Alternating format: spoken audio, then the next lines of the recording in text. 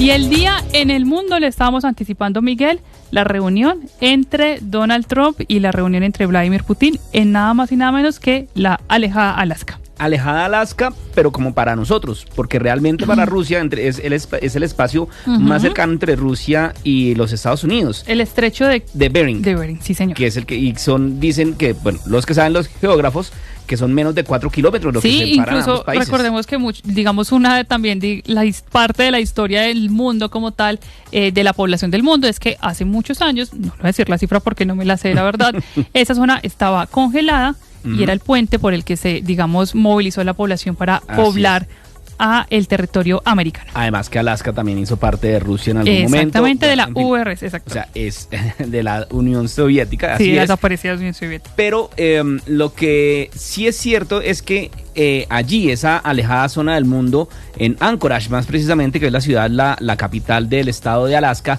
fue donde se reunieron Vladimir Putin y el presidente Donald Trump. Una reunión relativamente corta, Valentina. ¿Cuánto? 4 horas. Bueno. El encuentro. O sea, todo el encuentro. Pero el momento en el que estuvieron reunidos los dos presidentes que se encerraron con sus asesores, ¿cuánto duró? 2 horas y media. Ok. Que o sea, fue más protocolo. Sí, porque, o sea, desde el primer momento, desde el primer apretón de manos entre Vladimir Putin y el presidente Donald Trump en la base aérea allí en donde se encontraron, allí en Anchorage, hasta el final cuando ya dijeron adiós y que terminaron abruptamente, como dicen algunos, abruptamente la rueda de prensa, no fueron más de 4 horas y media lo que duraron. Pero lo en que este hubo momento, fue una declaración o rueda de prensa. La declaración, porque solamente es que declaración, porque no hubo espacio por parte para de la preguntas prensa. ni nada. No hubo preguntas, no hubo espacio para preguntas, por eso dicen que el presidente Donald Trump acabó la rueda de prensa o el encuentro con la prensa abruptamente porque no permitió hacer ningún tipo de preguntas. Sin embargo, sí dicen después de las 2 horas y media de encuentro, cuando aparecieron ambos ahí cada uno en su atril, dicen que fue un encuentro provechoso. Sí. Sin embargo, no se llegó a ningún acuerdo. Por lo pronto, decía el presidente Donald Trump que esperaba salir por lo menos con una finalizamiento, por lo menos congelar las acciones militares allí en Ucrania. Sin embargo, eso no fue posible. El encuentro, como le decía Valentina, fue largo. O sea, me refiero. Comencemos precisamente por ese lado. Primero, esto fue noticia internacional. Sí, en todos los medios de comunicación fue titular y sobre todo fue portada la imagen de estos dos presidentes que son hoy los líderes de grandes potencias económicas y políticas en el mundo, dándose la mano. O sea, según las imágenes que vimos, al menos en 3 momentos estuvieron estrechando la mano. Lo hicieron cuando lo recibieron allí en la base militar conjunta y también cuando estuvieron tras bambalinas, que es el video que estamos viendo en estos momentos a quienes nos acompañan en nuestras plataformas digitales. Es el video de cuando están conversando como si fuera la junta directiva de cualquier empresa y se dan la mano otra vez. Comencemos entonces, Miguel, hablando de por qué era importante este encuentro, más allá del tema del que estaban hablando. ¿Por qué es importante la reunión de dos presidentes de este tipo? Pues es muy importante porque básicamente son las dos superpotencias que están en este momento, una en medio del conflicto bélico con Ucrania, que es Rusia, y la otra pues que es Estados Unidos, que busca que ese conflicto se acabe, y a eso hay que sumarle que entra también el papel de la OTAN, que es la Organización del Tratado del Atlántico Norte, que es muy importante en este conflicto porque recordemos que la OTAN se crea después de la Segunda Guerra Mundial y en ese momento pues la Guerra Fría empezó a armar una... Guerra Fría entre Estados Unidos y Rusia, pero que fue fría para ellas dos, no para el resto del mundo. Exacto, porque entonces el resto de países que tienen esta organización que es para evitar más conflictos, pareciera que los provoca o pareciera que los apoya. Entonces, Ucrania siempre ha buscado el apoyo de la OTAN. Rusia dice que si Ucrania entra a la OTAN hay más problemas. Bueno, mejor dicho, digamos que esa es en parte la importancia, pero también es muy importante que se hayan reunido ellos dos porque fue por iniciativa del presidente Donald Trump. El presidente Donald Trump fue el que dijo, mire, señor Vladimir Putin, necesito que nos encontremos para que hablemos del tema de Ucrania. Este es un tema muy importante que merece nuestra atención y queremos que se logre un acuerdo de paz para que no haya más derramamiento de sangre allí en Ucrania.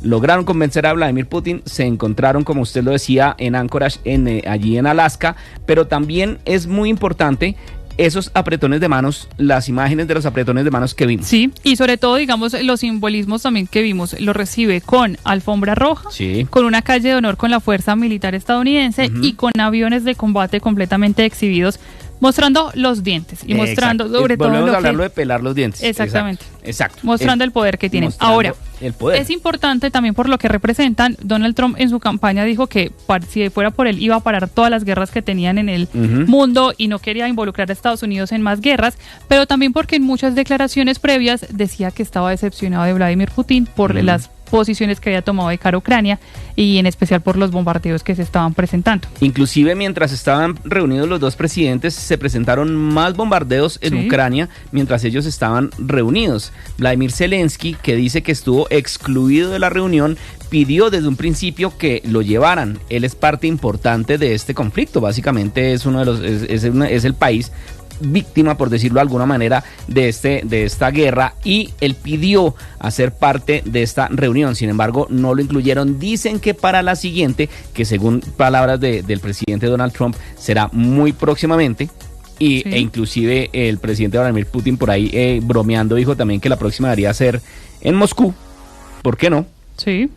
Que viaje Vladimir, es más, que viaje Vladimir Putin, no, que viaje el presidente Trump a Moscú. Yo no sé hace cuánto, la verdad, voy a buscar el dato, hace cuánto no va un presidente estadounidense a territorio ruso, y sobre todo a la capital. Sí, y sobre todo también teniendo en cuenta que hace 6 años no se reunían estos dos mandatarios o líderes políticos. Pero bueno, Miguel, ¿qué hablaron entonces al final? ¿No salió, digamos, como esperaba el presidente Trump? ¿Sí fue un avance, no fue un avance? Digamos que el avance fue que se pudieron encontrar y que pudieron tocar el tema, pero no llegaron a ningún acuerdo, no llegaron a ninguna conclusión. Fue muy importante que se hubieran encontrado, por ejemplo, cuando le preguntaron a Vladimir Putin, o cuando Vladimir Putin tuvo la oportunidad de dirigirse a los miembros de la prensa que estaban allí, dijo que había forjado con el presidente Donald Trump una relación muy buena de trabajo y confianza, abro comillas. Tengo todos los motivos para suponer que si seguimos por este camino podremos llegar cuanto antes mejor al final del conflicto con Ucrania. Y propuso, como le digo, celebrar en la próxima reunión en Moscú, después de que el presidente Donald Trump dijera que está muy cerca de la siguiente, de una próxima reunión. Ahora, eso va a ser reunión tras reunión. Lo importante es que haya avance. Lo importante es que se reúnan, porque usted sabe que estas negociaciones son largas. Sí, son largas. Cada una de las partes tiene sus necesidades o sus puntos, sus inamovibles. Y más porque todavía falta que esté presente Volodymyr Zelensky. Para allá iba yo, entonces falta también que esté presente Ucrania, que esté presente el presidente Volodymyr Zelensky, que también haga parte de la ONU, que también haga parte de la OTAN. Mejor dicho, digamos entonces, que eso es... Escuchemos justamente entonces, Miguel, al presidente Donald Trump sobre lo que dijo. So, just to put it very quickly, I'm going to start making a few phone calls and tell them what happened. But we had an extremely productive meeting. Ahí está diciendo que tuvieron una muy extremadamente productiva reunión y que va a llamar a la OTAN en un rato. Dice, llamaré a las personas que considero oportunas y por supuesto llamaré al presidente Zelensky para informarles sobre la reunión de hoy. En última instancia, la decisión depende de ellos. O sea, entonces ya empieza a meterle más gente a la reunión, más gente a la reunionitis. No descartemos que de pronto una de las reuniones sea en Kiev, no descartemos que de pronto una de las reuniones sea en otro país neutral, pero lo importante sí, Valentina y oyentes a quienes nos están viendo hasta ahora, es que hubo acercamientos. Sí, el acercamiento, o sea, sobre todo la reunión, el apretón de manos es muy importante en medio de ese plan. Más allá de sus peleas políticas y arancelarias, lo importante siempre será desescalar la guerra en Ucrania, que está siendo muy grave desde finales de 2022. Ahí hay algo que me llama la atención y que hablábamos temprano en Voz Populi, Valentina, es que el presidente Vladimir Putin no habla inglés, o por lo menos no lo habla en un nivel conversacional. No puede, digamos que mantener una conversación técnica como podría ser entre dos mandatarios, entre dos líderes mundiales, entre dos líderes de superpotencias. Entonces ellos necesitan traductores que tienen que ser personas de entera confianza para poder traducirle qué es lo que dicen el uno al otro. Mire, ahí escuchemos, ese es el momento en el que los miembros de la prensa, los colegas que estaban intentan allá, levantar la mano, otro apretón de manos, y solamente se quedan para la foto. Desesperados, por favor, póngame cuidado, respóndame algo. Nada. Se levantaron. Solamente los presentes se quedaron para la foto final y ya. Así es, se levantaron y se fueron. Entonces, lo que le decía, estos encuentros, ¿de qué se puede hablar? ¿De qué pueden hablar dos líderes de superpotencias? Además de, pues, claro, uno se encuentra, tenemos que hablar, tenemos que negociar. Yo le estoy vendiendo a usted un carro. Nos encontramos a hablar del carro, o primero, ¿qué más? ¿Cómo le ha ido? ¿Qué ha pasado?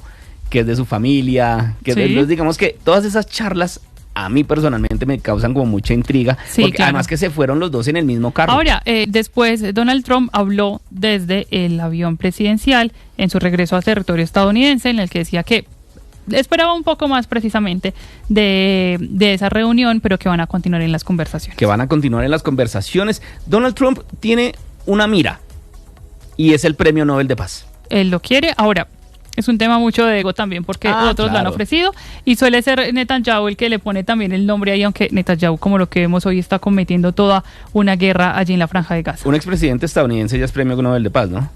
¿Quién? Barack Obama. Barack Obama, sí, Él señor. se ganó si no estoy mal, por lo de el conflicto en Afganistán. Él se ganó un Nobel de Paz. Entonces, él también debe querer el suyo. Conflicto que después de retirar las tropas de Estados Ajá. Unidos, pues se volvió a incrementar. Exacto. Que Ya- suele ser mucho de lo que pasa con las intervenciones de Estados Unidos en otros países. Ujú. Pues bueno, para entender justamente las implicaciones de esta reunión y lo que significa más allá de las conversaciones, el encuentro de dos líderes mundiales, pues nos conectamos con nuestra analista Teresita Aya.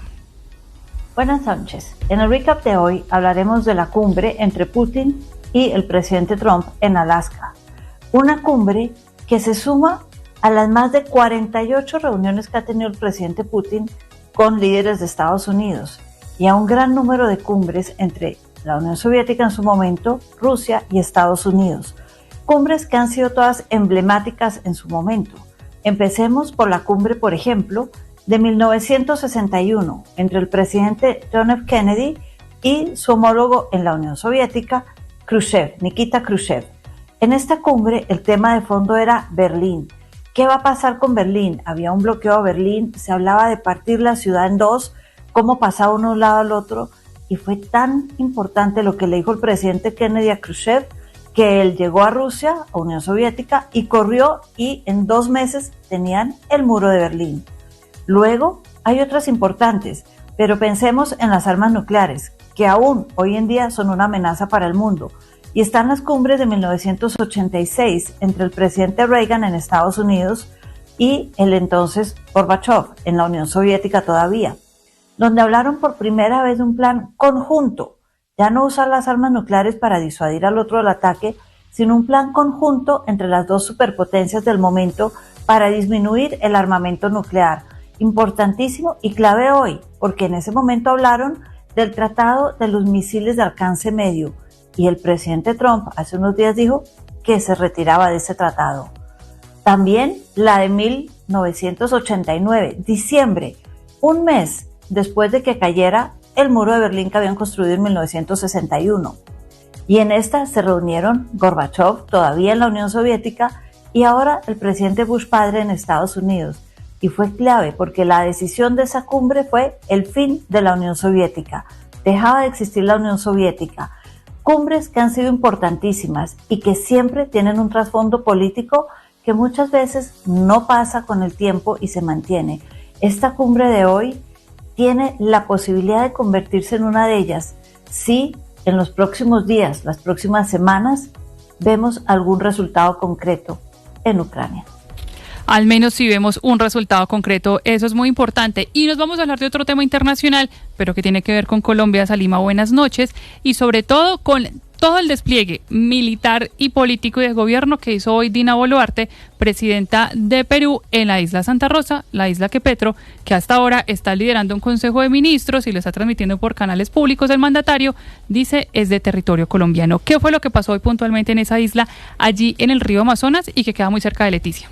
Valentina, buenas noches. La presidenta de Perú, Dina Boluarte, visitó este viernes el municipio de Santa Rosa de Loreto, en la isla fronteriza de Río Amazonas, que también reclama Colombia, para reafirmar la soberanía peruana y enviar un mensaje a los habitantes de la isla, afirmando que son tan peruanos como la papa y Machu Picchu. De esta población de 2.500 habitantes, ubicada en la triple frontera con Leticia en Colombia y Tabatinga en Brasil, la presidenta hizo una gran bandera nacional y rechazó las declaraciones del presidente Gustavo Gustavo Petro, quien acusó a Perú de apropiarse de la isla tras elevarla a la categoría de municipio. Valentina, según el gobierno colombiano, el territorio está en una isla formada después de los tratados de 1922 y 1934, por lo que debería discutirse en una comisión mixta. Pero a esto, el gobierno de Perú sostiene que pues esta isla forma parte de la isla Chinería, reconocida pues en estos dichos acuerdos. Escuchemos lo que dice la presidenta Dina Boluarte. Seamos claros, la soberanía del Perú no está en discusión. El distrito de Santa Rosa de Loreto es y seguirá siendo peruana. Eso es así. No cederemos ni un centímetro de nuestro territorio, ni permitiremos faltas de respeto. Nuestra soberanía no está en discusión. Queridos compatriotas. Esta visita ocurre en medio de tensiones recientes, como el sobrevuelo de un avión militar colombiano el pasado 7 de agosto, intentos de desembarco denunciados por los pobladores, la izada de una bandera de Colombia por el precandidato presidencial Daniel Quintero y también la detención de 2 topógrafos colombianos en la isla por realizar mediciones. Exactamente, quienes están haciendo labores allí, que tienen medida preventiva y que dice el gobierno colombiano está pidiendo casi que los liberen porque dicen que es una detención irregular. Así es, Valentina. Además, la mandataria también reiteró que Perú y todas sus autoridades ejercen legítimamente su jurisdicción en Santa Rosa de Loreto y en el resto del territorio patrio y que no aceptarán que alguien pretenda cuestionar esta como esta jurisdicción que se tiene ahí. Exactamente, es que como usted lo explicaba, Salima, dice el gobierno de Perú que eso hace rato no solamente es de ese país, sino que los colegios, los hospitales, las Fuerzas Armadas son las que hacen presencia en esa isla y por eso fue que vimos también al presidente Gustavo Petro el pasado 7 de agosto en Leticia conmemorando allí la batalla de Boyacá porque quería sentar un precedente. Sin embargo, todavía no se han sentado a conversar, digamos, delegaciones de ambos países para un posible cambio en los límites. Todavía. Pero Valentina, ¿se acuerda que el presidente ayer, si no estoy mal, dijo que el 7 de agosto no lo había podido celebrar en el puente de Boyacá por los paros? Lo que pasa es que inicialmente...